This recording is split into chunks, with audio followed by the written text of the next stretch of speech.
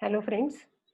आज हम आपके पाठ्य पुस्तक का 12वीं के पाठ्य पुस्तक का सुनो किशोरी 8वां पाठ जो है उसे पढ़ने जा रहे हैं। तो चलो पाठ की तरफ बढ़ते हैं। अगर आपने ये चैनल सब्सक्राइब और लाइक नहीं किया है तो लाइक करें, सब्सक्राइब करें और अपने दोस्तों के साथ शेयर करें। सुनो किशोरी आशा रानी वोरा जी का लिखा हुआ पाठ। 7 अप्रैल 1921 को अविभाजित भारत के झेलम जिले की तकवाल तहसील स्थित ग्राम दुल्हा में आपका जन्म हुआ। 1946 से मिलाप और सरस्वती पत्रिकाओं में आपने लेखन कार्य किया। मिलाप जो लाहौर से प्रकाशित हुआ था और सरस्वती प्रयाग से। 1964 से दिल्ली के सरिता पत्रिका के संपादकीय कार्य में भी आपका योगदान रहा। नारी स्वावलंबन तथा राष्ट्रीय चेतना आंदोलन में सहभागी आपने नारी रक्षा समिति, आशा कला केंद्र, महिला कला केंद्र जैसी सामाजिक संस्थाओं की स्थापना और कुशल संचालन भी किया। इस तरह से समाज कार्य से आप जुड़ी रही। भारत की प्रथम महिलाएं, स्वतंत्रता सेनानी लेखिकाएं, क्रांतिकारी किशोरी, स्वाधीनता सेनानी, लेखक पत्रकार जैसी आपकी प्रमुख कृतियां प्रसिद्ध है। रचना पुरस्कार कलकत्ता से आपको सम्मानित किया गया। साहित्य सम्मान हिंदी अकादमी से सम्मानित किया गया। कृति पुरस्कार सम्मानित साहित्य सम्मान से भी आपको पुरस्कारित किया गया। ऐसे अनेक पुरस्कार आपको प्रदान हुए हैं। आपका निधन 21 दिसंबर 2009 में हुआ। ये जो पाठ हम पढ़ने जा रहे हैं, इसकी लेखन विधा जो है वो है पत्र, यानी पत्र के माध्यम से लेखिका ने ये पाठ लिखा है। यानी ये जो पत्र विधा है उसी का परिचय हम यहाँ देखेंगे। अनेक साहित्यकारों, महान राजनीतिकों द्वारा अपने परिजनों को भेजे गए पत्रों ने तत्कालीन साहित्यिक, सामाजिक, राजनीतिक, सांस्कृतिक स्थितियों का लेखा जोखा प्रखरता से प्रस्तुत किया है। इन पत्रों का कला पक्ष साहित्यिक कलात्मकता को स्पर्श करता है। हमारे यहाँ के कई सारे साहित्यकारों ने, हमारे राजनीतिकों ने अपने परिजनों को पत्र के माध्यम से उस वक्त की संस्कृति, सांस्कृतिक और राजनीतिक स्थितियों का लेखा जोखा प्रस्तुत किया था। वो पत्र के माध्यम से कई लाइब्रेरी में आज भी विद्यमान है। जैसे हमारे प्रमुख पंत प्रधान जो थे, प्रथम पंत प्रधान जो थे पंडित जवाहरलाल नेहरू जी, उन्होंने अपनी बेटी इंदिरा जी को जो पत्र लिखे थे उसकी किताब आज भी हर जगह पाई जाती है, जो बहुत ज्यादा प्रसिद्ध है। तो ये पत्र विधा है जिसके माध्यम से उस वक्त की राजनीतिक सांस्कृतिक स्थितियों का लेखा जोखा पत्र के माध्यम से अपने परिजनों को जो पत्र भेजे जाते थे उसके माध्यम से प्रस्तुत किया जाता था। तो ये एक साहित्य की विधा है जिसे आज हम पढ़ने जा रहे हैं। यह पत्र लिखा गया है एक माँ ने अपने बेटे को, उसके माध्यम से ये पाठ शुरू होता है। पाठ परिचय देखते हैं। लेखिका ने अपने इस नवीनतम पत्र शैली में किशोरियों की शंकाओं, प्रश्नों एवं दुश्चिंताओं का समाधान एक माँ, अंतरंग सहेली और मार्गदर्शिका के रूप में किया है। किशोरियों के हृदय में झांककर मित्रवत उन्हें उचित अनुचित, करणीय अकरणीय का बोध कराया है। यहाँ लेखिका ने पत्र शैली के माध्यम से जो किशोर उम्र की जो लड़कियां हैं, उनके एक प्रश्नों का समाधान एक माँ के माध्यम से किया है। वो एक माँ भी बनी है, उस बेटी की एक सहेली बनी है और एक मार्गदर्शिका भी बनी है, और उसके माध्यम से वो किशोरियों के हृदय में झांक कर उनके लिए क्या उचित है, क्या अनुचित है, क्या करने योग्य है, क्या अकरणीय है, उसका बोध इस पत्र के माध्यम से किशोरी वर्ग की हर लड़की या लड़के के लिए किया है। हमारे देश की नई पीढ़ी पश्चिमी देशों से आ रहे मूल्यों और संस्कारों का अंधानुकरण करती जा रही है। हमारे देश की संस्कृति और परंपराओं को काल बाह्य और त्याज्य मानकर उनकी अवहेलना कर रही है। आत्मनिर्भर हो जाने से युवक युवतियों का जीवन के प्रति बदला दृष्टिकोण, विवेकहीनता और जल्दबाजी में किया जाने वाला निर्णय नई पीढ़ी का जीवन सौंदर्य नष्ट कर रहा है। लेखिका के अनुसार नए मूल्यों को भारतीय संस्कृति, परंपराओं और संस्कारों की भूमि पर उतार कर स्वीकारना होगा। यह एक पत्र है जो माँ ने अपनी बेटी जो सुगंधा है उसे लिखा है, जो कॉलेज के प्रथम वर्ष में पढ़ती है, उसे ये पत्र लिखा है। इस पत्र के माध्यम से लेखिका हमारे भारत की नई पीढ़ी को मार्गदर्शन करना चाहती है। यह पत्र हमारी किशोर अवस्था के बच्चों के मन में झांक कर उन्हें सही गलत की पहचान करा रहा है। आज की पीढ़ी अपने मूल संस्कारों को तो अब तक पूरी तरह से समझ नहीं पाई है और पाश्चात्य संस्कार अपनाने लगी है, किंतु ऐसी अवस्था में वो और भी भटक सकती है। इसलिए उसे पहले हमारे अपने संस्कार, अपनी संस्कृति, अपनी परंपरा को समझना होगा, हमारी नींव को मजबूत करना होगा। आज के इस ग्लोबलाइजेशन के ज़माने में हम यह भी नहीं कहते कि दूसरे या पाश्चात्य मूल्य गलत हो सकते हैं या गलत होते हैं। हमारे लिए सभी अच्छे हैं, हमें भी किसी बात पर बदलना होगा। जहाँ ज़रूरत है, वहाँ उन मूल्यों को बदलना होगा। कुछ रूढ़ियाँ हमारी बदलनी होंगी, लेकिन पहले हमारे अपने संस्कारों को समझें, स्वीकारें। जब दूसरे मूल्यों को समझकर उसकी सिर्फ अच्छाइयों को ही हम अपना सकेंगे, तभी सही मायने में हमने नए मूल्यों का निर्माण किया, ऐसा कह सकते हैं। अर्थात दूसरे मूल्यों को स्वीकारने के पहले हमें अपने संस्कारों को स्वीकारना होगा, उसे समझना होगा, तभी जाकर हमारी जो नींव है, वो पूरी तरह से तैयार होगी सही गलत को समझने के लिए। भारत की संस्कृति प्राचीन है और अनुकरणीय भी है। आज सभी दुनिया भारत के संस्कारों को, संस्कृति को अपनाने लगी है। भारत का आयुर्वेद, योग, संस्कृत भाषा, यहाँ तक कि हिंदी को भी दुनिया ने अपनाना शुरू कर दिया है। हमें पाश्चात्यों का अंधानुकरण नहीं करना है। आज की नई पीढ़ी हमारे संस्कृति को कालबाह्य समझकर उसकी अवहेलना करती है। यह उम्र ऐसी है जो किशोरावस्था की उम्र है, उस उम्र में ऐसे लगता है कि मुझे सब कुछ समझ में आता है। यह पीढ़ी बहुत जल्दी आत्मनिर्भर होने लगी है। ऐसे में अपने जीवन के कई नियम में वो कई नियम वो जल्दबाजी में ले लेती है और फिर उसे पछताना पड़ता है। यहाँ लेखिका हमें समझाती है कि नए मूल्यों को हमें स्वीकारना है, किंतु उन्हें भारतीय संस्कृति, परंपराओं और संस्कारों की भूमि पर उतार कर ही स्वीकारना होगा। तभी जाकर हम अपनी जिंदगी के लक्ष्य तक योग्य तरीके से पहुंच पाएंगे। तो चलो पाठ की तरफ बढ़ते हैं।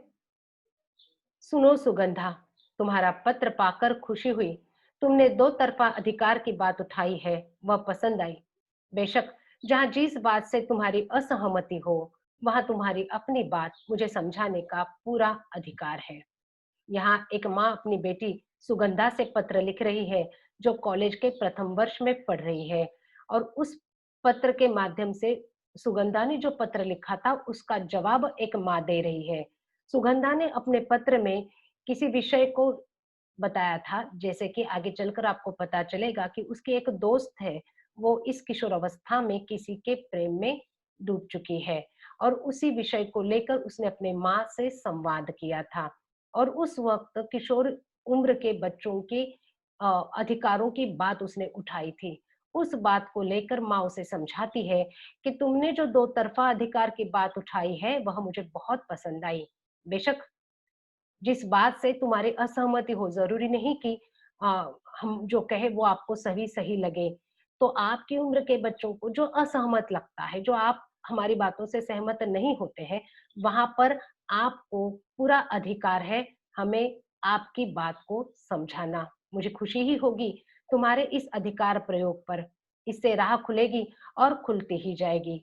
यहाँ माँ अपनी बेटी को समझाती है कि मुझे खुशी है इस बात की कि तुम अपने अधिकारों को समझ रही हो और उस अधिकार का प्रयोग भी कर रही हो मुझसे संवाद करके।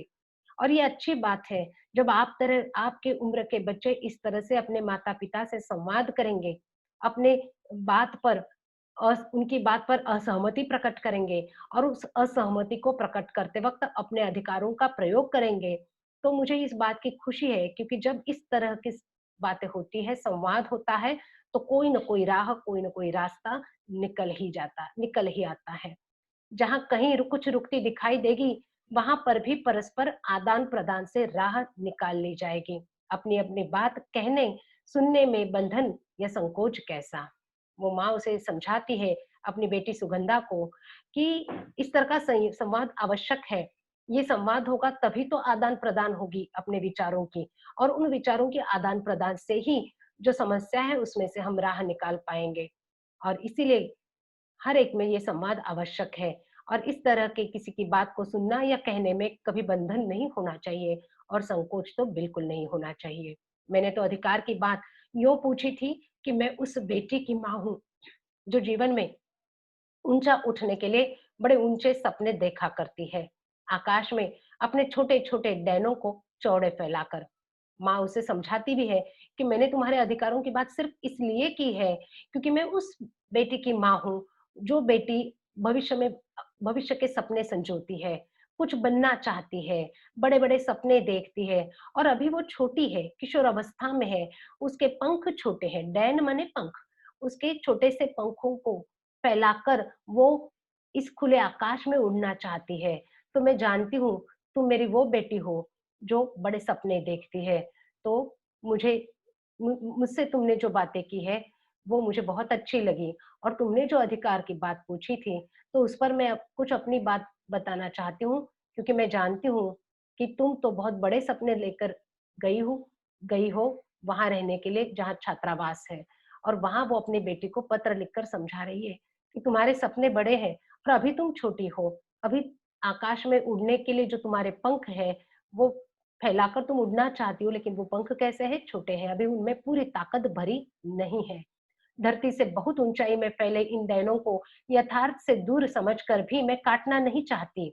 यहाँ माँ कहती है कि मैं जानती हूँ कि तुम्हारी उम्र के बच्चे बहुत बड़े-बड़े सपने देखते हैं और उन सपनों को पूरा करने के लिए अपने पूरी ताकत से अपने पंखों में ताकत भरकर फैलाकर उड़ने की कोशिश करते हैं। तो मैं ये नहीं कह रही हूँ कि मैं तुम्हारे पंखों को काटना चाहती हूँ। यथार्थ माने सच्चाई।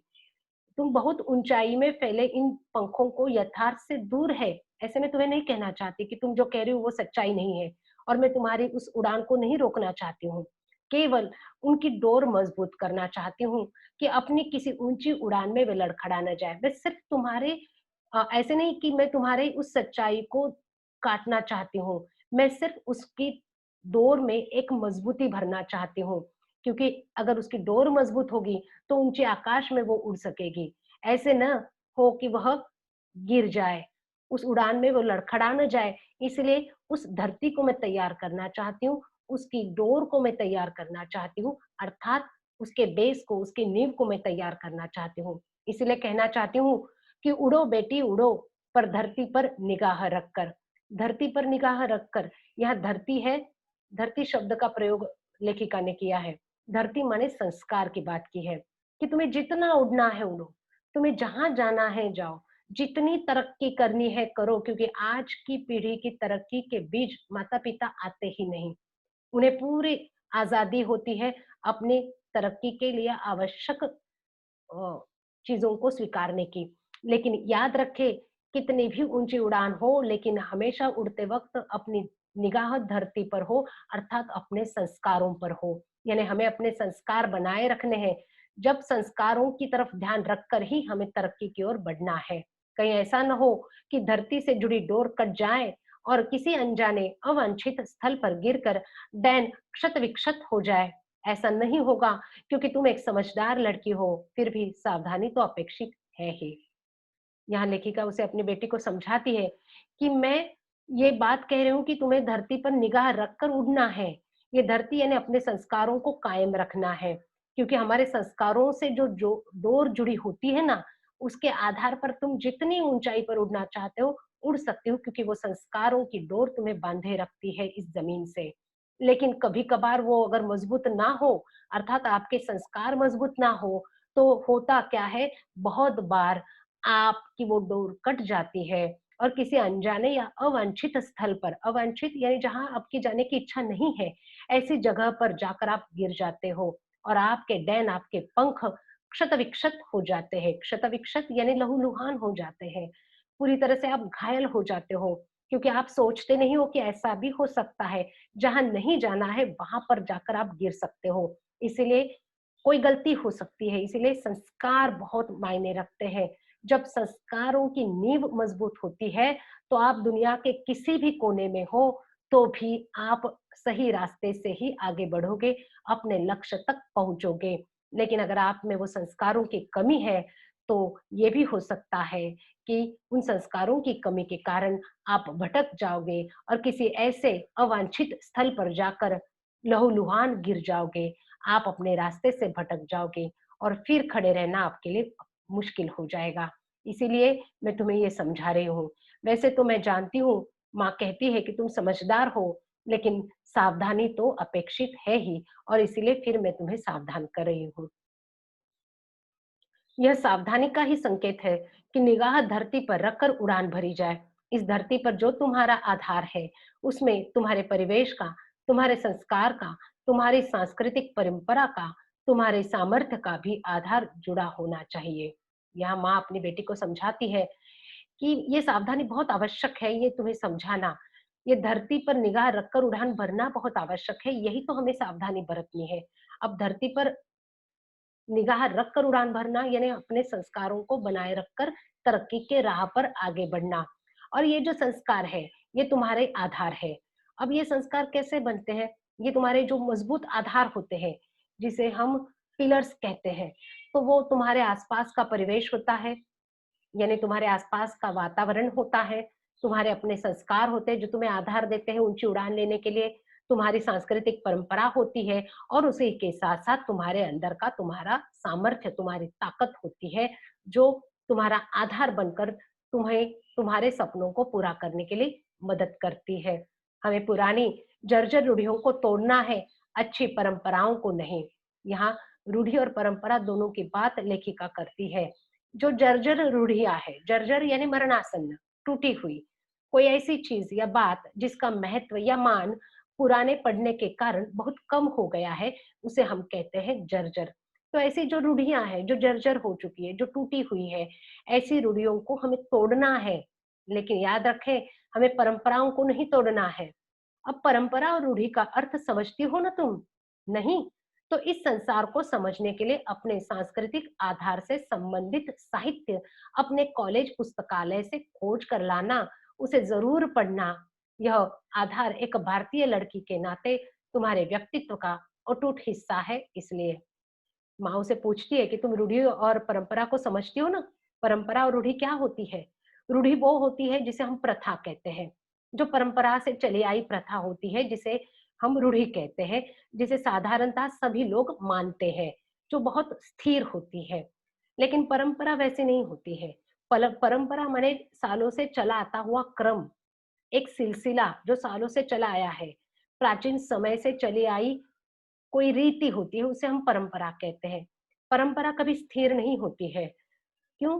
क्योंकि परंपरा हर पीढ़ी दर पीढ़ी बदलती है। उसमें पुरानी चीज़ों को जो जर्जर है उसे निकाल दिया जाता है, जो अच्छा है, जो नहीं नहीं है उसे स्वीकारा जाता है और फिर नई पीढ़ी को सौंपा जाता है। इसलिए परंपराएँ कभी जर्जर नहीं होती, रूढ़ी ज़रूर हो सकती है क्योंकि जो स्थिर होता है वो खराब होता है। यानी अ, उदाहरण के तौर पर अगर किसी गड्ढे में पानी जमा है और उसे निकाला नहीं गया है और उस वो गड्ढे का पानी फिर काल कई वक़्त के बाद कुछ वक़्त के बाद वो गंदगी बढ़ाने लगता है, क्योंकि जो स्थिर है लेकिन वही नदी का बहता हुआ पानी कभी अ, गंद गंदा नहीं होता है, वो निर्मल होता है।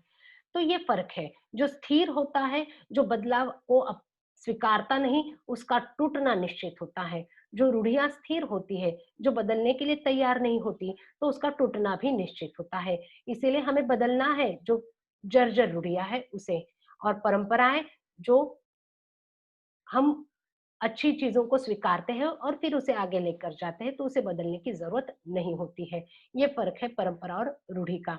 बदलते वक़्त के साथ बदलते समय के नए मूल्यों को भी पहचान कर हमें अपनाना है, पर जहाँ पहचान शब्द को रेखांकित करो, बिना समझे, बिना पहचाने कुछ भी नया अपनाने से लाभ के बजाय हानि उठानी पड़ सकती है। ये भी कहा है माँ ने अपनी बेटी को कि बदलते वक़्त के साथ हमें नए मूल्यों को स्वीकारना है। उसे पहचानना है। अब पहचान शब्द को रेखांकित करो, क्यों? क्योंकि पहचानना है, ऐसे नहीं कि बिना समझे, बिना पहचाने हम किसी नए मूल्य को स्वीकारें, क्योंकि ऐसे बिना समझे, बिना पहचाने किसी मूल्य को हम स्वीकारते हैं, तो उससे हमें फ़ायदा नहीं, तो हमें उससे हानि उठानी पड़ सकती है। तो हर नई बात को सोच समझकर स्वीकारना होगा। पश्चिमी देश का हर मूल्य हमारे देश के लिए पर्याय नहीं हो सकता। हमारे बहुत से पुराने मूल्य अब इतने टूट फूट गए हैं कि उन्हें भी जैसे तैसे जोड़कर खड़ा करने का मतलब होगा अपने आधार को कमजोर करना, या यूं भी कह सकते हैं कि अपनी इच्छा अच्छी परंपरा को रूढ़ी में ढालना। यह माँ समझाती है कि ये किशोर अवस्था के बच्चों की समस्या को लेकर ये आगे बढ़ती है कि हमारे संस्कार कैसे होने चाहिए। आज की पीढ़ी पश्चिमी देशों के मूल्यों को स्वीकारना चाहती है और अपने देश के मूल्यों को अस्वीकार करती है। तो इसीलिए वो समझा रही है कि पश्चिमी देश का हर मूल्य हमारे देश के लिए पर्याय नहीं हो सकता। ऐसे हमारे बहुत से पुराने मूल्य हैं जो बहुत टूट फूट गए हैं। हमने किसी तरह से उसे जोड़ कर रखा है, और ऐसे भी नहीं कि जो प्राचीन काल से हम उसे जोड़ कर रखे हुए हैं, जो हमें और भी कमज़ोर करते हैं, लेकिन वो हमारे आधार को कमज़ोर करते हैं, या यूँ भी कह सकते हैं कि अच्छी परंपरा को रूढ़ी में ढालना। यानी हमारे जो पुराने मूल्य हैं, जो टूट-फूट गए हैं, उन्हें भी जैसे-तैसे जोड़कर खड़ा अगर हम करना चाहते हैं, तो वो भी गलत है। क्योंकि वो क्या करेंगे, हमारी जो प्राचीन काल से आई हुई रूढ़ी है, हमारी परंपरा को भी उसी में ढाल देंगे, रूढ़ी में बदल देंगे। यानी जो गलत है उसे हमें अस्वीकार भी करना है। ये नहीं कह रही हूँ कि तुम्हें मेरी हर बात से सहमत होना है, ठीक वैसे ही हमारे हर मूल्य को तुम्हें स्वीकारना है। जो जर्जर मूल्य है उसे तोड़ना होगा। समय के साथ अपना अर्थ खो चुकी या वर्तमान प्रगतिशील समाज को पीछे ले जाने वाली समाज की कोई भी रीति, नीति, रूढ़ी है, समय के साथ अनुपयोगी हो गए मूल्यों को छोड़ती और उपयोगी मूल्यों को जोड़ती निरंतर बहती धारा परंपरा है। देखो यहाँ पर रूढ़ी और परंपरा के भेद को समझाया है। समय के साथ जो अपना अर्थ खो चुकी है, ऐसी जो रूढ़ियां हैं या ऐसी जो रीतियां हैं, जो नीतियां हैं, जो प्रगतिशील समाज को प्रगति करने में रोड़ा अटकाती है, तरक्की करने नहीं देती है, ऐसी रूढ़ियां जो अनुपयोगी है, ऐसे मूल्यों को हमें छोड़ना ही चाहिए। और जो हमारे उपयोगी मूल्य है, जो हमें तरक्की की ओर ले जाते हैं, उसे तरक्की की ओर हमें बढ़ाते हैं, उसे हम परंपरा कहते हैं। रूढ़ी किसे कहते हैं? जो हमारे वर्तमान प्रगतिशील समाज को पीछे ले जाती है, जिसने अपना अर्थ खो दिया है, ऐसी कोई भी रीति, ऐसी कोई भी नीति रूढ़ी है, जो समय के साथ अनुपयोगी है और मूल्यों को छोड़ देती है, उसे हम रूढ़ी कहेंगे। लेकिन जो समय के साथ उपयोगी मूल्यों को जोड़ती है, जो नए हैं, जो दूसरों के हैं, उन मूल्यों को स्वीकारती है, अपने संस्कारों के साथ स्वीकारती है और फिर अपने आप को बहती रखती है, उसे हम परंपरा कहते हैं।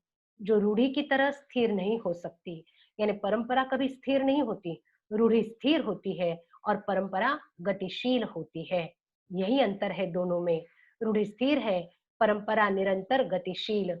एक निरंतर बहता निर्मल प्रवाह जो हर सड़ी गली रूढ़ी को किनारे फेंकता और हर भीतरी बाहरी देशी विदेशी उपयोगी मूल्य को अपने में समेटता चलता है। यहाँ उन्होंने परंपरा की बात की है। परंपरा क्या है? एक निर्मल प्रवाह की तरह होती है, जो गलत रूढ़ियों को किनारे फेंक देती है, वो पानी में एक उस बहाव में वो परंपरा गलत रूढ़ियों को फेंक देती है, अस्वीकार करती है और भीतर बाहर देशी विदेशी जहां से भी जिसे जो भी उपयोगी मूल्य उसे अच्छा लगता है, योग्य लगता है, उसे अपने में स्वीकार करती है, अपने में समेट लेती है। इसलिए मैंने पहले कहा है कि अपने टूटे टूटे मूल्यों को भरसक जोड़कर खाद्य करने से कोई लाभ नहीं, आज तक नहीं तो कल वे जर्जर मूल्य बहराकर गिरेंगे ही। यहाँ ये भी समझाया है कि जो गलत है, हमें रूढ़ियों को नहीं स्वीकारना है। जो जर्जर रूढ़ियाँ है, उसकी बात हो रही है। जो जर्जर रूढ़ियाँ हैं, उन्हें अस्वीकार करना है। जो परंपराएँ होती है, वो गतिशील होती है क्योंकि जो भी देश से हो, विदेश से हो, जो भी उपयोगी मूल्य लगता है, परंपरा उसे स्वीकारती है और इसी तरह से वो आगे बढ़ जाती है। तो अगर कोई जर्जर मूल्य है, तो वो आगे चलकर आज नहीं तो कल वो निश्चित बहरा कर अर्थात तेजी से गिरकर नष्ट हो जाने वाले हैं। तो जो ऐसी रूढ़ियां हैं उसे हमें टूटने देना है या तोड़ना है, और जो अच्छी परंपराएं हैं, जो हमारे अच्छे संस्कार हैं, और उसमें अगर कोई देशी, कोई विदेशी भी मूल्य हमें योग्य लगता है तो उसे स्वीकार कर हमारी परंपरा को हमें आगे बढ़ाना है। इसी तरह पश्चिमी मूल्य भी जो हमारे धरती के अनुकूल नहीं है, ज्यों के त्यों यहीं नहीं उगाए जा सकते। उगेंगे तो वह पौधे फलीभूत नहीं होंगे, होंगे तो जल्दी झड़ जाएँगे, वे फल हमारे किसी काम के नहीं। यहाँ ये भी बात याद रखें कि जो पश्चिमी मूल्य है, जो हमें आज की नई पीढ़ी बिना सोचे-समझे उसे स्वीकारने लगती है, लेकिन याद रखें कि हर पश्चिमी मूल्य योग्य नहीं होता है या हर पश्चिमी मूल्य अयोग्य होता है, ऐसा भी नहीं। जो हमारे संस्कारों के अनुकूल नहीं है, ऐसे मूल्यों को हमें नहीं स्वीकारना है। उन मूल्यों को ज्यों के त्यों नहीं स्वीकारना है, उसे बदल कर स्वीकारना होगा। अगर हम उन मूल्यों को जो हमारे संस्कारों में नहीं ढल सकते हैं, ऐसे मूल्यों को ज्यों का त्यों अगर हम स्वीकारेंगे, तो वह फलीभूत नहीं होंगे, यानी हमारे इस धरती पर आगे नहीं बढ़ पाएँगे, वो हमारी परंपरा का हिस्सा नहीं हो पाएँगे और जल्दी ही वो मूल्य झड़ जाएँगे, क्योंकि हमारे संस्कार इतने मजबूत हैं कि उसमें गलत मूल्य ज़्यादा दिन तक नहीं टिक पाएँगे और फिर वो फल हमारे किसी काम के नहीं होंगे। मुझे लगता है कि पत्र का यह अंश आज तुम्हारे लिए बहुत कुछ भारी हो गया है। बेहतर है अपनी संस्कृति और परंपराओं को ठीक से समझने के लिए फुर्सत के समय इससे संबंधित साहित्य पढ़ना, इसलिए कि यह बुनियादी जानकारी हर भारतीय लड़की के लिए जरूरी है, जिससे वह अपनी धरती, अपनी जड़ों को अच्छी तरह पहचान सके। यहाँ वो माँ अपने बेटे को समझाती है कि मैं तुम्हें ये रूढ़ी और परंपरा की बात जो समझा रही हूँ, शायद तुम्हें आज ये भारी लगे, लेकिन मुझे ऐसे लगता है कि अपनी संस्कृति और परंपरा को तुम्हें ठीक से समझना होगा और उसके लिए तुम अपने पुस्तकालय में जाओ, वहां से उससे संबंधित साहित्य को पढ़ो, अपनी जानकारी को बढ़ाओ, अपनी बुनियाद को मजबूत करो, क्योंकि हर भारतीय लड़की के लिए ये बहुत ज़रूरी है कि वो अपने संस्कार को पहले समझे, उसे स्वीकारे और जब ये जड़ें मजबूत हो जाती है, तो हम विदेश के मूल्यों को भी स्वीकारेंगे, तो भी उसमें जो हमारे लिए योग्य है, उसी को स्वीकार कर पाएँगे। ये जड़ें मजबूत होना बहुत आवश्यक है और इसके लिए हर भारतीय लड़की के लिए अपनी धरती, अपनी जड़ों को अच्छी तरह से पहचानना आवश्यक है। ये ज़रूरी नहीं कि सिर्फ लड़की की बात की है तो ये लड़की के लिए ही है। ये हमारे भारत के हर लड़के के लिए भी है, जो आगे चलकर कई सारी तरक्की इस ग्लोबलाइज़ेशन में करना चाहते होंगे। शायद आप में से कुछ आगे जाकर किसी और जगह पर सेट हो जाओगे, किसी और देश में जाओगे, किसी विदेश में जाओगे, वहाँ के मूल्य अलग होंगे, वहाँ के संस्कार अलग होंगे, लेकिन वहाँ जाकर भी आपको अगर आपकी नींव मजबूत हो, आपकी जड़ें मजबूत हो, तो आप उस विदेश में भी अपने संस्कारों को कायम रखकर सही रास्ते को स्वीकार कर अपनी तरक्की की ओर बढ़ सकोगे और अगर वो संस्कार ही कमज़ोर होंगे, तो आप भटक जाओगे और फिर जो सपना देखकर आप आगे बढ़ते हो, वो सपना ही टूट जाएगा। आप टूट कर बिखर जाओगे और ऐसा बहुत बार कुमारावस्था के बच्चों के साथ होता है। इसीलिए ये पाठ आपके पाठ्य पुस्तक के लिए है, पाठ्य पुस्तक में दिया है आपके लिए, ताकि आप इस बात को समझें कि हमारे संस्कार कितने आवश्यक हैं।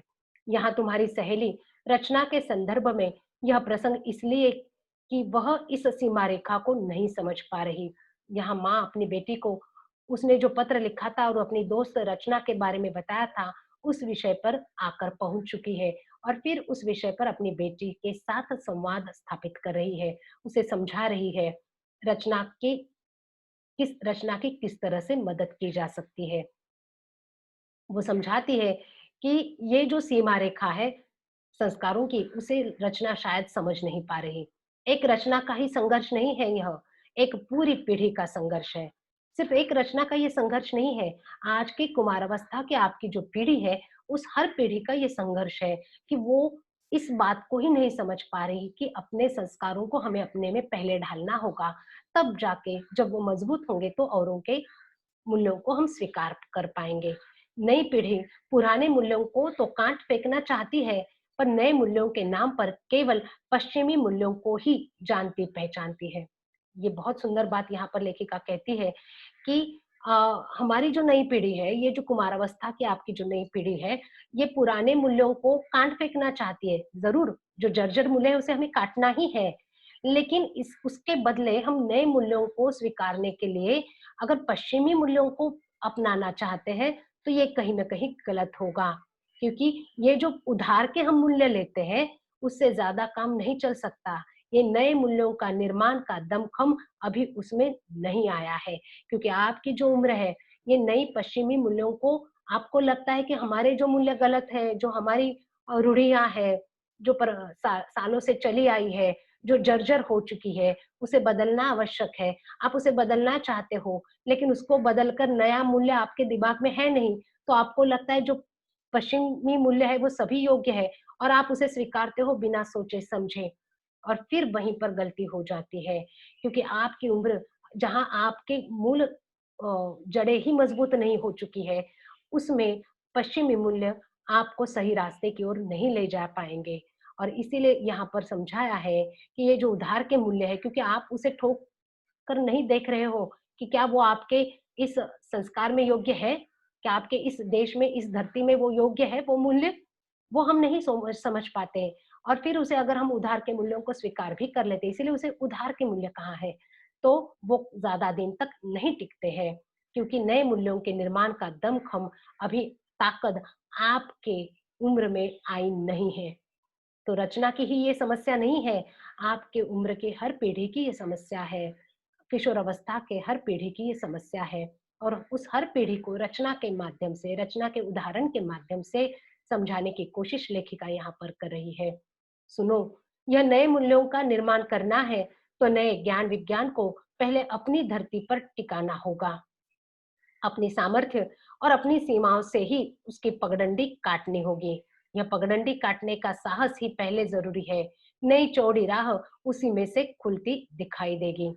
माँ-बेटी को समझाते सुगंधा को कि सुनो, तुम नए मूल्यों का निर्माण करना चाहते हो तुम्हारी पीढ़ी, तो नए ज्ञान विज्ञान को सबसे पहले तो हमें अपने धरती पर टिकाना होगा। फिर उसमें देखना होगा कि क्या जो नए ज्ञान विज्ञान को हमने स्वीकारा है वो कितने दिन तक टिक पाते हैं हमारे धरती पर, हमारे संस्कारों में। अपने सामर्थ्य और अपनी सीमाओं से ही उस नए मूल्यों को जिसे हमने स्वीकारा है, तो अपने सामर्थ्य, अपनी सीमा, अपने संस्कार इसके बीच से वो नए मूल्यों को स्वीकार कर हम एक छोटी-सी पगडंडी तैयार कर लेते हैं। पगडंडी पैदल चलने का रास्ता जो होता है। पैदल चलकर घास में से जो रास्ता बनता है उसे पगडंडी कहते हैं। और फिर जब हम इन नए ज्ञान को, विज्ञान को अपने मूल्यों के आधार पर, अपने संस्कारों के आधार पर, अपने संस्कृति के आधार पर, अपने खुद के सामर्थ्य और अपनी जो सीमा हमने बाँध रखी है, उसके आधार पर जब हम उसे स्वीकारते हैं, तो उन सबको मिलाकर एक छोटा-सा नया पर्याय निकल आता है। एक नई पगडंडी निकल आती है, कोई नया दूसरा मूल्य तैयार हो जाता है और यही पगडंडी काटने का साहस ही पहले ज़रूरी है। हमें ये पगडंडी तैयार करनी है और फिर यही पगडंडी आगे चलकर एक नया मूल्य तैयार होता है, नई चौड़ी राह तैयार हो जाती है। लेकिन उसके लिए पहले तो हमें अपने सामर्थ्य और अपनी सीमा को समझना होगा और इसके लिए ज़रूरी है कि हम अपने संस्कारों को, अपनी संस्कृति को पहले अच्छे से समझ लें। ऐसा नहीं कि पश्चिमी मूल्य सभी गलत हैं, लेकिन क्या वो हमारे धरती पर, हमारे संस्कारों पर, हमारे सीमाओं में कायम रखकर उन्हें देखना होगा कि क्या वो टिक पाते हैं या नहीं और फिर उनको लेकर एक नई परंपरा, एक नया मूल्य हम तैयार ज़रूर कर सकते हैं। तुम अपनी सहेली रचना को यह समझाओ कि क्रांति की बड़ी-बड़ी बातें करना आसान है, कोई छोटी-सी क्रांति भी कर दिखाना कठिन है और एक ही झटके में यूँ टूट-हार कर बैठ जाना तो निहायत मूर्खता है। ये रचना जो है इस किशोरावस्था की उम्र में किसी लड़के के प्रेम में दीवानी हो चुकी है और इस रचना की बात को सुगंधा अपनी माँ से करती है कि देखो माँ, रचना के साथ इस तरह की बात हुई है और रचना उससे ब्याह करना चाहती है। तो वो जो समस्या है अपनी दोस्त की, यानी सुगंधा को वो बात ठीक नहीं लग रही है और इसीलिए वो अपनी माँ से वो बात करती है और उनसे वो समझना चाहती है कि क्या ये योग्य है या अयोग्य। तो माँ अपनी बेटी को समझा रही है कि तुम अपनी सहेली रचना को समझाओ क्रांति की बड़ी-बड़ी बातें करना आसान है, कोई छोटी-सी क्रांति भी कर दिखाना कठिन है और एक ही झटके में यूँ टूट-हार कर बैठ जाना तो निहायत मूर्खता है। अभी आपकी उम्र किशोरावस्था की है, इसीलिए ये सुनो किशोरी कहाँ है, क्योंकि इस अवस्था में आपको लगता है मैं कुछ क्रांति ला रहा हूँ या मैं कुछ क्रांति ला रही हूँ, यानी मैं कोई बदलाव ला रहा हूँ। हमारे यहाँ की बातें ढकोसले हैं, हमें नए मूल्यों को स्वीकारना है, मैं विचारों की नई क्रांति ला रही हूँ, इस तरह के विचार आ जाते हैं। आपको लगता है आप बहुत ऊँची उड़ान ले रहे हो, लेकिन इतना भी आसान नहीं होता है क्रांति लाना। अगर छोटी-सी भी क्रांति कर दिखाओ तो भी बहुत बड़ी बातें हैं। लेकिन इस तरह से जल्दबाज़ी में निर्णय लेकर आपको लगेगा कि आप क्रांति कर रहे हो, तो ये गलत है, ये निहायत मूर्खता है। फिर अभी तो वह प्रथम वर्ष के पूर्वार्ध में ही है, अभी से उसे ऐसा कोई कदम उठाना नहीं चाहिए। ज़रूरी हो तो सोच समझ कर वे अपनी दोस्ती को आगे बढ़ा सकते हैं। अपनी बेटी को वो सलाह भी देती है कि तुम लोगों की उम्र ही क्या है? तुम अभी किशोरावस्था में हो। अभी तो रचना सिर्फ प्रथम वर्ष की छात्रा है, पूर्वार्ध की छात्रा है। अभी तो उसे ऐसा कोई कदम नहीं उठाना चाहिए क्योंकि वो एक छात्रा है, पढ़ना उसका कर्तव्य है, उसे अभी पढ़ना है, उसकी उम्र पढ़ने की है। ज़रूरी हो तो सोच समझ कर वो अपनी दोस्ती को आगे बढ़ा सकती है।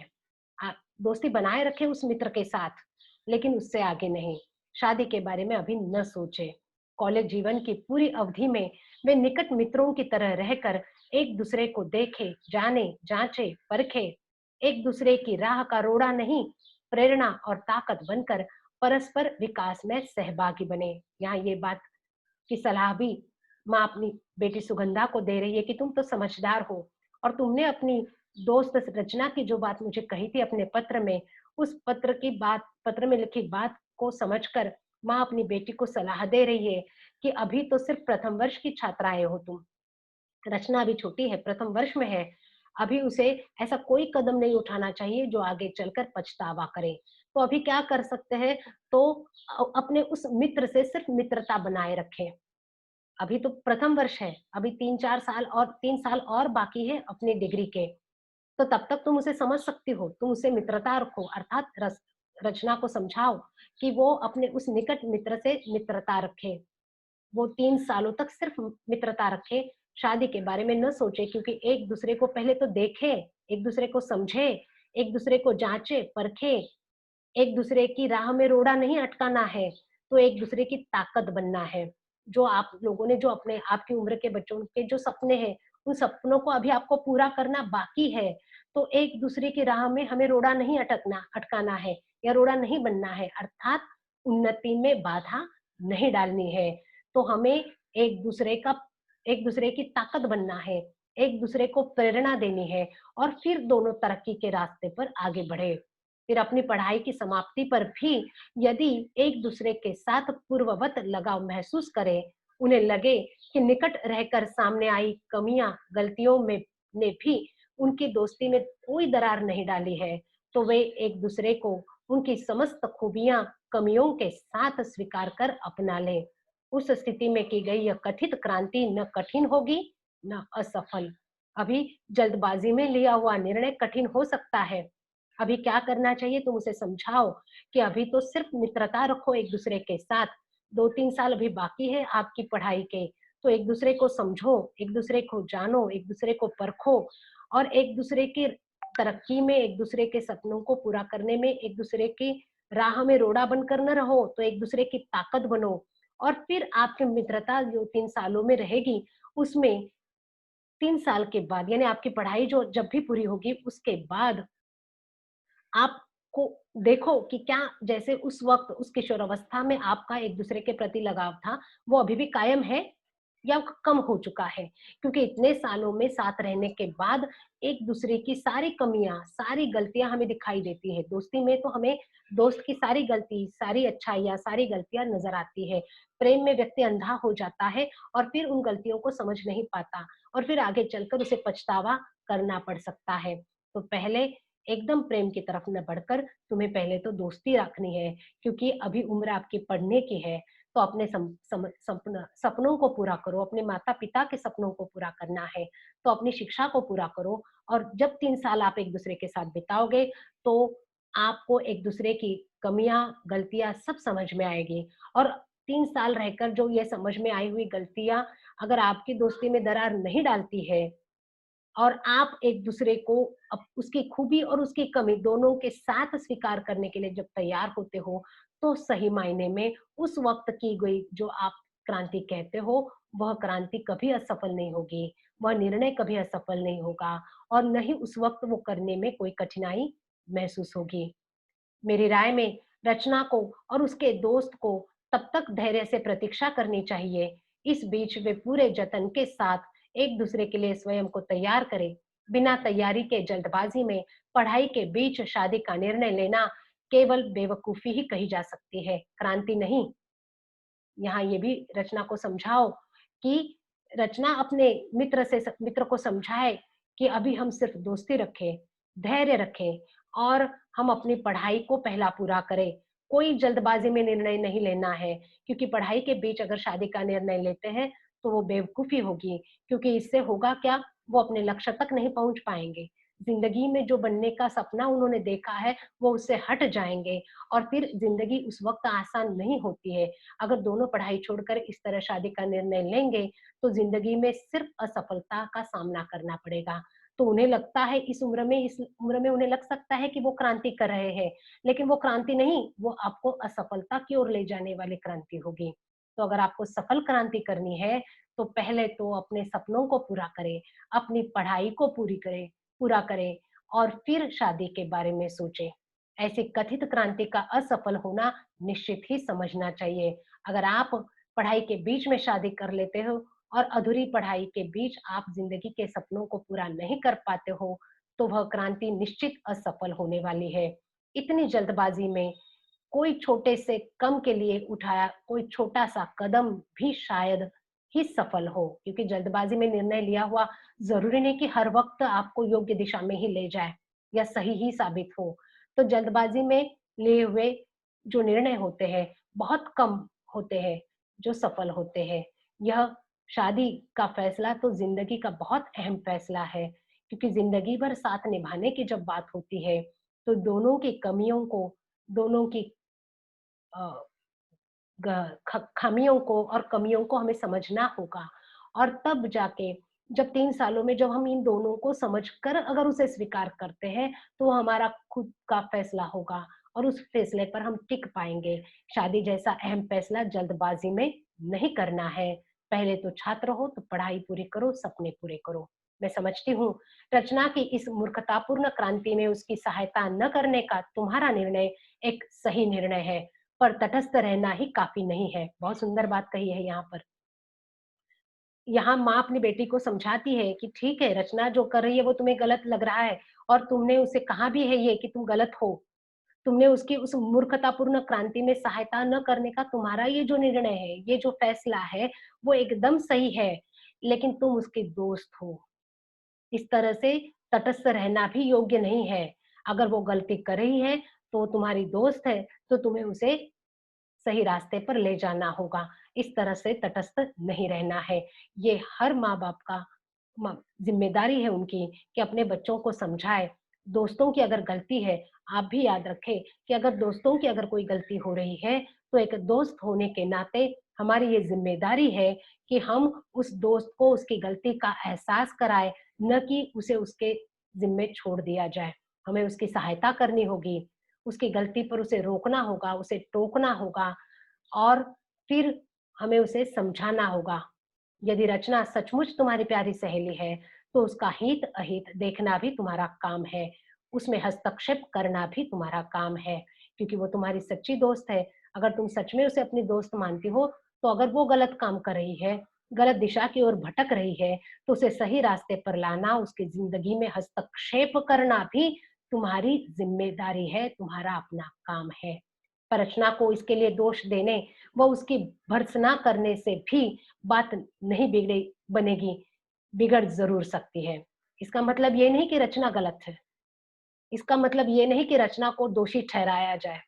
इसका मतलब ये नहीं कि उसकी भर्त्सना की जाए। भर्त्सना करना उसको बुरा-भला कहना, उसने जो काम किया है, अनुचित काम किया है, उसके लिए उसे बुरा-भला कहना, ये भर्त्सना होता है। तो इससे क्या होगा, तुम अगर दोस्त होकर उसे समझ नहीं पाती हो, उसे पहले समझो और फिर उसे समझाओ। और अगर उसकी भर्त्सना करोगी, तुम उसे दोष दोगी, तुम उसे भुला-भरा कहोगी, तो बात बनेगी नहीं तो और भी बिगड़ जाएगी, क्योंकि तुम उसकी सच्ची दोस्त हो। हो सकता है कथित प्यार के जुनून में उसका उल्टा असर हो और वह तुम्हारी बात का बुरा मानकर तुमसे कन्नी काटने लगे। कन्नी काटना, बचकर निकल जाना। ये हो सकता है कि वो प्यार के जुनून में है। जुनून यानी एक पागलपन, उन्माद। वो प्यार के जुनून में बही जा रही है। शायद तुम्हारी बात को समझेगी नहीं, तुम्हारी बात को बुरा समझेगी या बुरा मानकर तुमसे दूर हो जाएगी, तुमसे बचकर निकलने की कोशिश करेगी, तुमसे बात करने से दूर रहेगी। इसीलिए संभल कर बात करनी होगी और सूझबूझ से बात संभालनी होगी। इसलिए ऐसा नहीं हो कि तुम उसका दोष निकालो, उसकी भर्त्सना करो। तुम्हें क्या करना होगा, सोच समझ कर आगे बढ़ना होगा, उससे संभल कर बात करो। नहीं तो ऐसा ना हो कि तुमसे वो तो प्रेम में अंधी हो चुकी है, वो जुनून उस पर सवार है, तो तुम्हारी बात को न मानकर वो तुमसे दूर हो, ऐसा भी ना हो। इसीलिए तुम्हें हर बात को सोच समझ कर करना होगा, उसे समझना होगा, फिर अपनी बात को उसे समझाना होगा। दोष अकेली रचना का है भी नहीं। दोष उसकी नासमझ उम्र का है या उसके उस परिवेश का है जिसमें उसे संभल कर चलने के संस्कार नहीं दिए गए हैं। ये भी बहुत आवश्यक बात कही है। ये किसी लड़की का दोष नहीं या किसी एक लड़के का दोष नहीं होता है। ये तो उस दोष उस उम्र का होता है।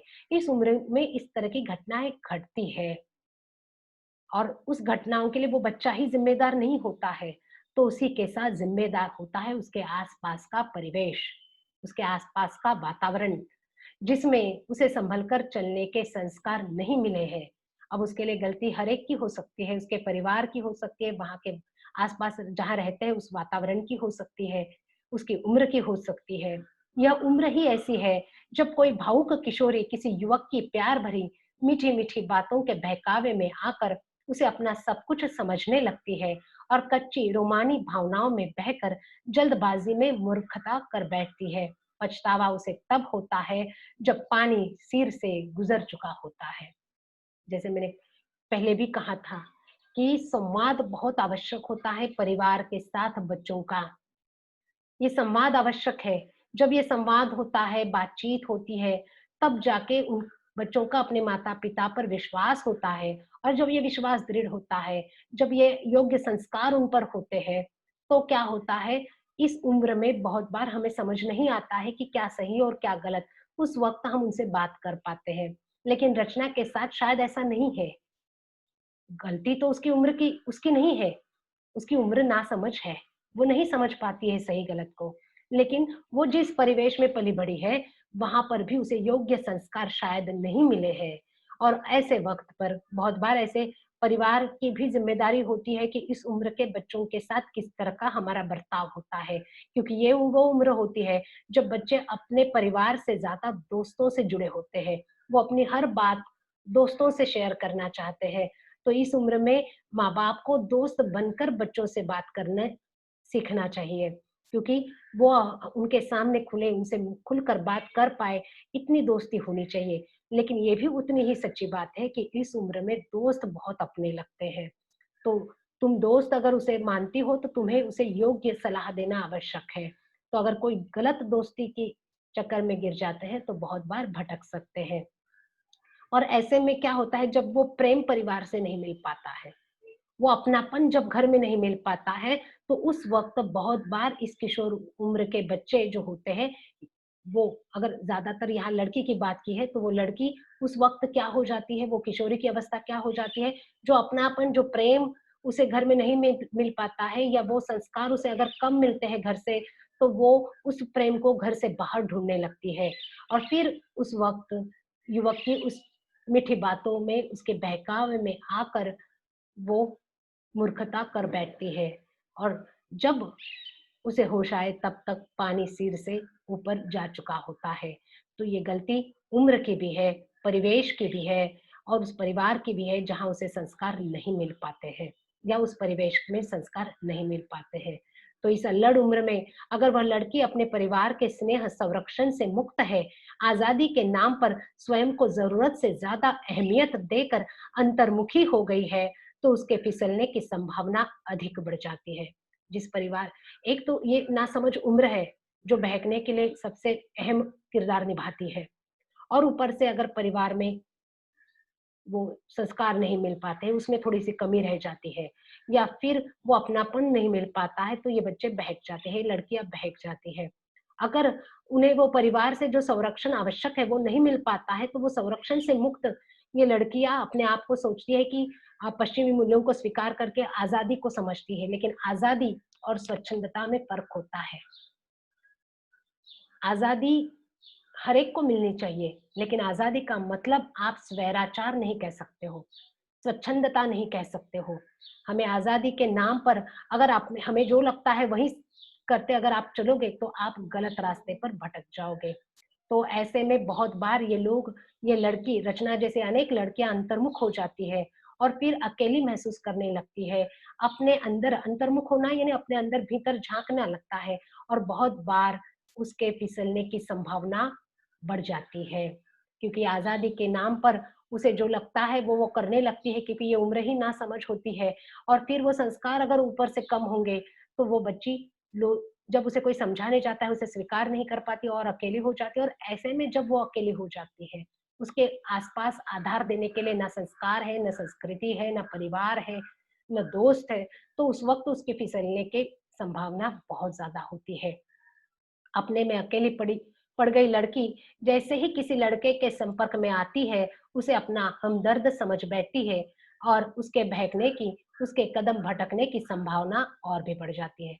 और जब वो इस तरह से अकेली पड़ जाती है, तो उसके बहकने की संभावना ज़्यादा होती है, क्योंकि उस वक़्त उसे जहाँ से भी प्रेम मिले, जो भी लड़का उसके निकट आता है और उसकी मीठी-मीठी बातों से वो बहक जाती है, उसकी प्यार भरी बातों से वो बहक जाती है, उसे लगता है कि वही उसे प्रेम दे रहा है, तो वो उसे अपना हमदर्द समझने लगती है और फिर उसकी बातों में बहक जाती है और उस वक़्त उसके कदम भटक सकते हैं।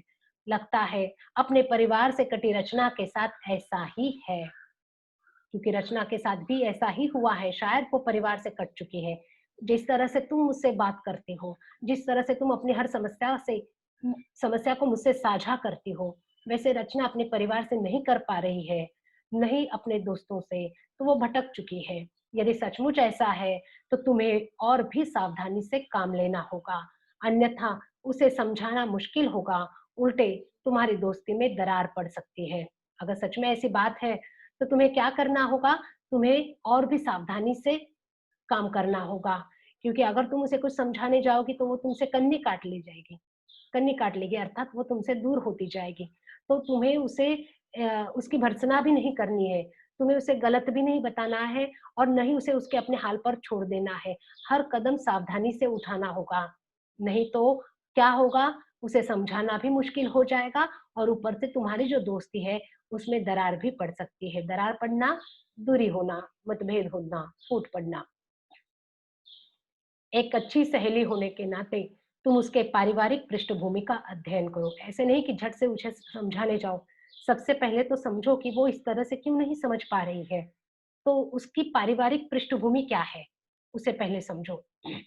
अगर लगे कि वह अपने परिवार से कटी हुई है, तो उसकी इस टूटी कड़ी को जोड़ने का प्रयास करो। कैसे करना है वो भी माँ ने समझाया है। कि पहले तो अगर इस तरह की हालात ज़्यादातर उन्हीं बच्चों के साथ होती है, उन्हीं लड़कियों से होती है, जो अपने परिवार से दूर हो जाती है, जुड़ी नहीं रहती है। तो क्या करना है तुम्हें? तो उसे पहले समझो, उसकी पारिवारिक पृष्ठभूमि को समझो। फिर अगर तुम्हें लगे कि वो अपने परिवार से दूर हुई है, तो उसे जोड़ने की कोशिश करो। जैसे तुम मुझे पत्र लिखती हो, उससे भी कहो, वह अपनी माँ को पत्र लिखे और अपनी बात को कहे। अपने घर की भाई-बहनों की बातों में रुचि ले, अपनी समस्याओं पर माँ से खुलकर बातें करे और उनसे सलाह ले। यदि उसकी माँ इस योग्य न हो, तो वह अपनी बड़ी बहन या भाभी से निर्देशन ले। यदि यह भी संभव न हो, तो अपनी किसी समझदार सहेली या रिश्तेदार को ही राजदार बना ले। घर में किसी से भी बातचीत का सिलसिला जोड़कर वह अपनी समस्या से अकेले जूझने से निजात पा सकती है। निजात पाना, मुक्ति या छुटकारा पाना। माँ उसे कहती है कि तुम्हें क्या करना होगा, उसकी पहले पारिवारिक पृष्ठभूमि को समझना होगा कि क्या वो अपने परिवार से दूर हो चुकी है, तो उसे जोड़ने का प्रयास करो। उसे समझाओ कि जिस तरह से तुम उससे पत्र लिखकर बातें करते हो, वैसे वो भी अपनी माँ से पत्र लिखे, अपनी खुलकर माँ से बात करे, उससे कुछ सलाह भी ले ज़रूरत की जगह पर। अगर उसे अपनी माँ योग्य नहीं लगती है इस तरह से बात करने के लिए, तो किसी बड़ी बहन से बात कर ले या किसी भाभी से बात कर ले। लेकिन परिवार के किसी व्यक्ति से बात करे, और अगर परिवार से भी संभव न लगे कि वो उनसे बात नहीं कर पाती है, तो वो अपनी किसी सहेली या रिश्तेदार को राज़दार बनाए और अपनी बात को उससे करे। घर में किसी से भी बातचीत का सिलसिला जोड़कर वो अपनी इस समस्या से निजात पा सकती है। ज़रूरी नहीं कि अपनी समस्या को अकेले ही सहती जाए। हम जैसे कि आजकल हर स्कूल में काउंसलर्स होते हैं, लेकिन ऐसे कई सारे स्कूल्स होती है जो गवर्नमेंट स्कूल्स होती है, वहाँ पर इस तरह की सुविधाएँ नहीं होती है। तो उस वक़्त आपके शिक्षक आपके काउंसलर हो सकते हैं। ये मैं यहाँ इस बात में कहना चाहती हूँ कि आपके शिक्षक आपके काउंसलर हो सकते हैं। अगर कोई बात आप परिवार से नहीं कर पाते हो, आपको लगता है नहीं मैं ये बात अपनी माँ से नहीं शेयर कर सकती, पिता से तो हम बहुत दूर रहते हैं, माँ से तो जुड़े रह सकते हैं, लेकिन माँ से भी नहीं शेयर कर पाते हैं तो बहन या भाभी से बात करें या फिर किसी दोस्त, लेकिन वो दोस्त भी राज़दार होना चाहिए, आपके राज़ को बनाए रखने वाला। तो उस वक़्त शिक्षक बहुत महत्वपूर्ण स्थान निभाता है। जैसे मातृदेवो भव, पितृदेवो भव के बाद हम आचार्य देवो भव कहते हैं। हमारे लिए संस्कार का वो एक तीसरा माध्यम है जो हमें संस्कार करता है। तो ऐसे कोई शिक्षक भी हो सकते हैं आपकी पाठशाला में, आपको उनसे भी बात करने में हिचकिचाहट नहीं होनी चाहिए, क्योंकि कोई ऐसा बड़ा होना चाहिए जो आपको सही रास्ता दिखा सके। कोई भी समस्या हो, आप अगर अकेले नहीं जूझ पाते हो, तो हमेशा किसी को राज़दार बनाएँ। नहीं तो तुम तो हो ही। अगर रचना इस तरह से किसी से नहीं बात कर पाती है, तो तुम तो उसकी दोस्त हो ही।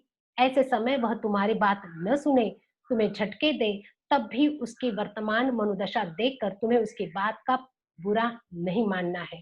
हो सकता है तुम्हारी बात उसे सही न लगे, क्योंकि वो तो प्रेम में अंधी हो चुकी है, तो उसे शायद तुम्हारी बात सही न लगे। तुम्हें वो झटक दे तुम्हारी बात को, लेकिन शायद कभी-कभी तुम्हें बुरा भी कह सके, लेकिन उसकी उस मनोदशा को देखकर उसे समझना होगा तुम्हें। उसकी बुरी बात का बुरा नहीं मानना है, उसका मूड देखकर उसका मन टटोलना है और उसे प्यार से समझाना है। एक शुभचिंतक सहेली के नाते ऐसे समय तुम्हें उसे इसलिए अकेला नहीं छोड़ देना है कि वह तुम्हारी बात नहीं सुनते या तुम्हारी बात का बुरा मानते हैं।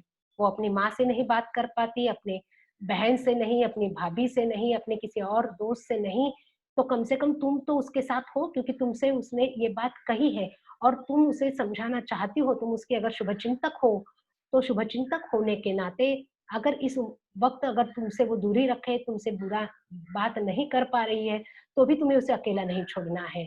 वह तुम्हारी बात नहीं सुनती या तुम्हारी बात का बुरा मानती है, तो भी तुम्हें उसे अकेले नहीं छोड़ना है। तुम साथ छोड़ दोगी, तो वह और टूट जाएगी। अगर वो किसी समस्या में है, तो तुम भी अगर उसका साथ नहीं दोगी, तो वो और अकेली पड़ जाएगी। अकेली पड़कर वह उधर ही जाने के लिए कदम बाँधा लेगी, कदम बढ़ा लेगी, जिधर जाने से तुम उसे रोकना चाहती हो।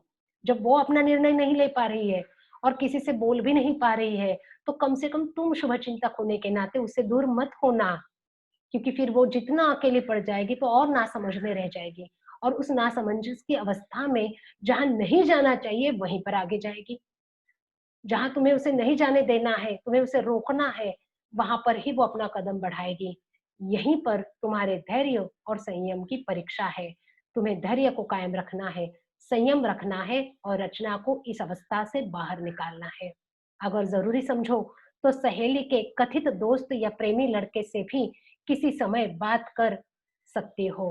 अगर तुम्हें लगता है इस रचना से भी समझाकर अगर तुम्हें लगता है और भी कुछ काम करना है, तो तुम ये भी कर सकती हो कि उसका जो दोस्त है, जिसे वो शादी करना चाहती है, उस प्रेमी लड़के से बात करो। उसकी मंशा जानकर, उसकी मंशा माने उसकी इच्छा समझो, उसकी इच्छा क्या है? उससे अपनी सहेली को अवगत करा सकती हो। तुम वो नहीं समझ पा रही, वो जो नहीं देख पा रही है, वो तुम देख सकती हो। तुम उस लड़के से बात करो और उसकी इच्छा को समझो, उसकी मंशा क्या है इस रचना के साथ। उसे समझो और वो समझने के बाद अपने दोस्त को उससे अवगत कराओ, उसे समझाओ, उसे आगाह कराओ, आगाह कराना सूचित कराओ, उसे सचेत करो कि देखो ये ऐसे ऐसे सोचता है, तो वो सोचेगी कि उस रिलेशन में उसे आगे बढ़ना है या नहीं। यदि तुम्हें लगे कि लड़का निर्दोष है, निश्छल है, अपने प्यार में सच्चा या अड़िग लगता है, तो दोनों को पढ़ाई के अंत तक प्रतीक्षा करने और तब तक केवल दोस्त बने रहने का परामर्श दे सकती हो। और जब लड़के से बात कर कर तुम्हें तो पता चलेगा कि उसके मंशा, उसकी इच्छा सही है या गलत है। अगर तुम्हें वो गलत लगे, तुम अपने दोस्त को उसे समझाओ। और अगर तुम्हें वो लड़का सच में निर्दोष लगता है, निश्छल लगता है, निश्छल छल रहित लगता है, अच्छा लगता है, सच्चा लगता है, उसका प्रेम सच्चा लगता है और अपने प्रेम से वो अडिग लगता है, अडिग माने स्थिर लगता है, दृढ़ लगता है, तो तुम दोनों को समझाओ कि वो दोस्त बने रहे, 3 साल तक अपनी पढ़ाई पूरी करे और पढ़ाई पूरी करने के बाद अपने किसी निर्णय तक पहुँचे। ये परामर्श तुम उसे दे ही सकती हो। पर यहाँ भी तुम्हें सतर्कता बरतनी होगी। रचना को विश्वास में लेकर दोस्ती के दौरान उससे कोई गलत कदम न उठाने का वायदा लेना होगा, वरना दूसरों की आग बुझाते अपने हाथ जला लेना कोई अनहोनी या असंभव बात नहीं। लेकिन ये सब करते वक्त तुम भी सतर्क रहो, रचना को विश्वास में लो, दोस्ती के दौरान कहीं वो कोई कदम गलत कदम ना उठाए, इस पर ध्यान दो, सतर्क रहो। अगर ऐसा कुछ लगता है, तो कहीं ऐसा न हो कि तुम भी उसमें उस आग में गिर जाओ, ऐसा हो सकता है, इसीलिए सतर्क रहो। इसलिए मैंने कहा कि यह तुम्हारे सूझ-समझ की भी परीक्षा होगी कि तुम किस तरह से इस बात से राह निकाल लेती हो, किस तरह से सोच समझकर निर्णय लेती हो, उन्हें समझाती हो। और एक बात यह मत समझना कि सलाह केवल तुम बेटी हो इसलिए दी जा रही है। यही सलाह कोई भी माँ अपने पुत्र को भी देगी। यहाँ लेखिका यहाँ अंत में ये भी बात समझाती है कि ये सुनो किशोरी शीर्षक है और हर जगह किशोरी की ही बात हो रही है। इसका मतलब ये नहीं कि सिर्फ बेटी हो इसलिए मैं तुम्हें ये सलाह दे रही हूँ। तो ये कोई भी माँ अपने बेटे को भी यही सलाह देगी जो इस किशोर अवस्था से गुजर रहा है। ये बातें बेटा या बेटी के लिए समान रूप से लागू होती है। मैं इसके परिणाम की प्रतीक्षा करूंगी। अगले पत्र में जानकारी देना दोगी ना? तुम्हारी माँ। यहाँ माँ अपनी बेटी से कहती है कि वो उसे पूरी सलाह देती है, किस तरह से रचना से बात करे, किस तरह से उसे योग्य दिशा में ले जाए।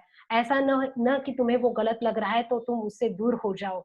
तुम अगर उसके शुभचिंतक हो, तुम अगर उसकी सहेली हो, तुम अगर उसकी योग्य दोस्त हो, तो उसे सही रास्ता दिखाना भी तुम्हारा कर्तव्य है। और अगले पत्र में तुम जो कर रही हो, वो सही रास्ते से तुम जा रही हो या नहीं, इस सारी जानकारी को मुझे देना, ये कहकर माँ पत्र को बंद करती है। सुनो किशोरी संग्रह से ये पत्र लिया है, अर्थात इस पत्र के माध्यम से लेखिका हमें समझाती है कि किस तरह से हर युवा पीढ़ी के किशोरावस्था के बच्चों को अपनी जिंदगी को समझना है, अपने सपनों को पूरा करने के लिए पहले हमारी शिक्षा को पूरा करना आवश्यक होगा। जल्दबाजी में लिया हुआ निर्णय हमारे पूरे भविष्य को तहस-नहस कर सकता है। सुनो किशोरी के माध्यम से यही किशोर लोगों की समस्या को लेकर लेखिका हमारे सामने प्रस्तुत हुई है।